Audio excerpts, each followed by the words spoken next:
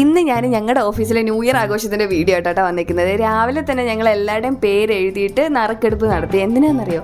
Cake cut ചെയ്യാൻ വേണ്ടി ഒരാളെ സെലക്ട് ചെയ്യണം, അതിന് വേണ്ടിയിട്ട്. അങ്ങനെ ഞങ്ങളുടെ നർമ്മദ കുട്ടനായിരുന്നു നറുക്ക് വീഴുന്നത്. അങ്ങനെ അവൾ കേക്കൊക്കെ കട്ട് ചെയ്തിട്ട് ആദ്യം മാമിനാട്ടോ കൊടുത്തത്. പിന്നെ എൻ്റെ ഊഴത്ത് എന്താണെന്നറിയോ, ഞാനായിരുന്നു കേക്ക് കട്ട് ചെയ്തിട്ട് എല്ലാവർക്കും ഡിസ്ട്രിബ്യൂട്ട് ചെയ്തത്.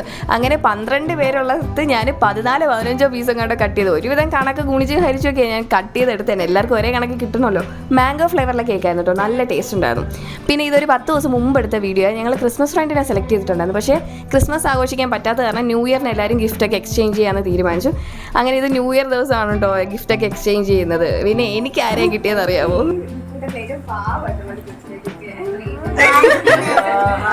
എനിക്ക് ശ്രീജ ചേച്ചിയുടെ പേരായിരുന്നു കേട്ടോ കിട്ടിയത്. പുള്ളിക്കാരിക്കാണെങ്കിൽ എൻ്റെ പേരുമാണ് കിട്ടിയത്. പിന്നെ ഞങ്ങൾ അങ്ങോട്ടും ഇങ്ങോട്ടും ഗിഫ്റ്റ് ചെയ്തത് പ്ലം കേക്കുമായിരുന്നു. അപ്പോൾ എല്ലാവരും പറയുമായിരുന്നു നല്ല മനപ്പൊരുത്തമാണെന്നൊക്കെ.